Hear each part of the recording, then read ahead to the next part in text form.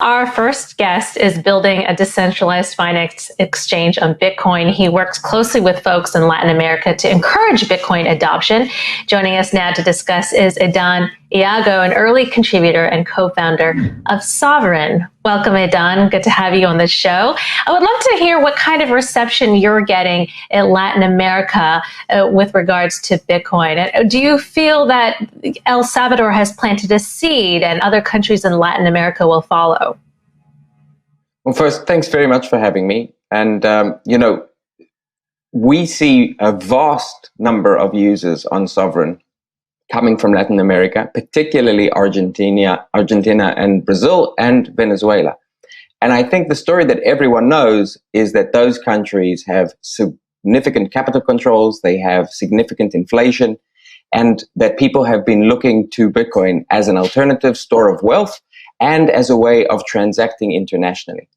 The story that I think is less commonly known is what's happening in Central America and the Caribbean islands, where I was just down in Miami and there were 3 heads of state having private dinners in Miami trying to get to know the Bitcoin community better.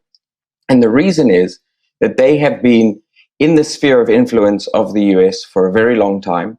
That hasn't treated them well. And the dollar dominance that they have been effectively subjected to has been reducing their ability not only to grow their own economies, but to transact globally with the world due to the regulations that the US imposes. And so they are also looking for an alternative. And so, we all know about El Salvador, but Honduras have also passed laws to much less fanfare, which are very significant for the crypto space.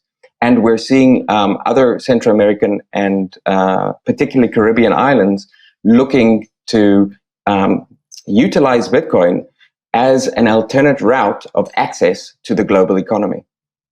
Yeah. Can you name the 3 states that you're referring to? I cannot, no, I'm afraid. But any hints? Well, there are. We've already seen quite a substantial. Were they all Central American? They were all Central American or Caribbean islands, yes. And, I think the work that's being done in the Bahamas is well known. I previously mentioned what is being done in Honduras with the ZA law, which introduced a way that basically you could create new legal zones which would utilize cryptocurrencies or Bitcoin as legal tender. And that actually the first time I ever spoke at a Bitcoin conference was in 2013. And it was about this subject exactly. Work that was being done and took a long time to get in place, but constitutional changes that were introduced to Honduras. This is a remarkable thing that is happening, right? It's 12 years. It's gone from 0 to nation state adoption. And I think we're really only at the beginning.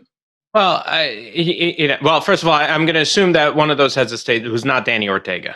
Let's get that on the record. I assume it wasn't him. It's no way he's in Miami. But you see Bitcoin as a potential reserve currency. It's not quite there yet, is it?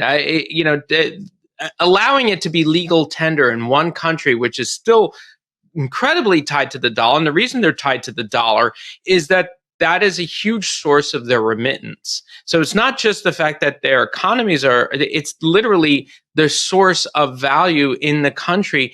Whether they want it or not, it is ultimately tied to the US dollar. So how do you get from that, and how do you see that jump happening from a dependence on the US dollar, the way countries in the Gulf state are dependent on the US dollar because that's how you price the oil, to making another currency a reserve currency where you really have no control over your monetary situation? Why do you think why do you think the central bank and government in El Salvador would give up all that even more so to a third asset? So I think that's a really interesting question, and to a great extent, anyone who's already involved with Bitcoin knows on a personal level the answer. Up until the invention of Bitcoin, the monetary game, right, was a game of thrones. It was a game of sovereigns. Only countries, and really only the most powerful countries, could properly participate and have full control over their own destiny. And then suddenly with Bitcoin, anyone could participate. Individuals could have access to a way to be financially self-sovereign, send funds anywhere they wanted, have complete control over their financial destiny, and have funds that can't be confiscated. Now, what we're seeing in El Salvador is that same principle that we've all known as individuals writ large, because countries suffer from the same problem of a lack of sovereignty, of international pressure that individuals suffer from. And the tool, Bitcoin, scales to a global level, to a country level. And so if you think about the pressure that the IMF is now trying to introduce to El Salvador, right? Because they're looking to effectively assert their monetary sovereignty. It is exactly the escape from that type of pressure that El Salvador and other countries are seeking to achieve in the same way that individuals have done previously. But they're not really giving up. They're not really changing their monetary situation away from the U.S. dollar. What they're saying is that Bitcoin can be used as a means of transaction in their country. In other words, for remittances, particularly because of the efficiency of sending the money, dollars from the U.S. to El Salvador using Bitcoin as that medium of transaction. It makes sense for them, let's say, to adopt it or to allow it to be used in El Salvador. But you still have a lot of hurdles to overcome, like access to the internet, et cetera. And you still have all these things going on. And also, at the end of the day, they're still going to be dependent on U.S. dollars coming in from the United States that lives here. So it's not necessarily, it doesn't sound like they're really giving up their sovereignty, that they're really asserting their sovereignty from the U.S. dollar so much as applying An alternative. Yeah. And so isn't this sort of like, why not gold? You know, why Bitcoin? Why don't they go to gold, which is probably easier to access for a lot of people? So I think those are two excellent questions. And again, I think the analogy to people's individual experiences is a good way to think about this.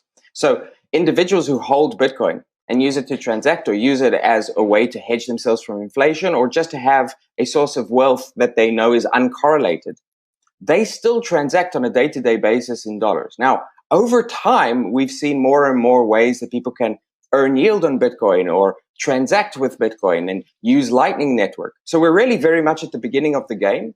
And the transition is not, from 0 to 1. It's a gradual transition for individuals and for countries. Now, I think El Salvador understands this. Other countries understand this. They recognize that you can't sort of switch your economy entirely. It's vastly too disruptive. And so what they need to do is to begin introducing the legal and operational infrastructure to start moving or shifting their economy to being less reliant on fiat and more reliant on this sovereign form of currency, Bitcoin. Now, why not gold? And the reason is because we live in a digital age and Bitcoin provides the properties that gold provides, but with the superiority of being digital. It can be transported across the world instantaneously. It doesn't require huge effort or security in order to secure. And as a result, it is a far superior form of gold. It's like, gold with a teleportation device. And that was what attracted people to Bitcoin initially and is what is attracting, sovereigns or near sovereigns now. Mm-hmm. Edan, so this move by El Salvador is attracting the attention of governments as well as policymakers. This week, Senator Elizabeth Warren spoke about the volatility of Bitcoin. And due to the volatility, she said that it wasn't a good currency. She also said stablecoins are dangerous and was more preferred perhaps as an alternative, a central bank digital currency. But perhaps you could address that volatility concern that several policymakers as well as experts have. I think the concern around volatility is real. If you look at the history of gold, for example, as a reserve currency, people wouldn't transact in gold. They would transact in banknotes either from private banks or from government banks, that allowed them to transact with a medium of exchange which was backed by gold. We're starting to see the same thing happening with Bitcoin. There are Bitcoin-backed stablecoins, which effectively provide you stability in terms of pricing, but also security because you know that it's fully collateralized by Bitcoin. Sovryn platform, for example, is one of the places that this is most used right now. And so I don't think that we're going to start seeing everyone transacting on main chain Bitcoin. They will be utilizing Lightning Network, they'll be utilizing Bitcoin-backed stablecoins, and those provide the best of both worlds. So, of course, Elizabeth Warren is concerned. She is part of an establishment of power which is threatened by this new alternate system. And so, what we're seeing is an increasing degree of attacks from nation state level or the politicians who control those nation states. And the remarkable thing about Bitcoin, and this is why people are so concerned about the decentralization of Bitcoin, is that Bitcoin was designed to withstand nation state level attacks. And it is really the only digital asset, the only cryptocurrency that is designed specifically for that purpose. And that is also why it is particularly appropriate for governments or countries to use. I would say Senator Warren sees herself as an advocate for people who, everyday average middle income people who just want to make a living, and if they accept Bitcoin, $100 worth of Bitcoin for a purchase, and it becomes volatile and drops to $50 the next day, she doesn't want that to happen to people. And another concern they raised is that with stablecoins, if there's a loss in confidence in stablecoins, then there could be a run against stablecoins, and that would incur significant losses to people who are holding whatever is remaining. And we've seen that with bank runs in the past. And so what are your thoughts on those kind of concerns and those criticisms? Well, I would say Elizabeth Warren certainly presents herself as an advocate for the little person, right? But, just thinking in those terms is highly arrogant, and her actual actions have impacted people in the worst way possible. We have seen unprecedented levels of government debt, and we have seen unprecedented levels of inequality emerging across the world, and in particular in the United States. And why is this happening? It's happening because when people hold currency, or when people are paid salaries in dollars, those salaries, all right, or that currency, when it is debased, as has been happening recently and as has been happening for decades now, it enriches the people who are closest to the spigot and impoverishes everyone else.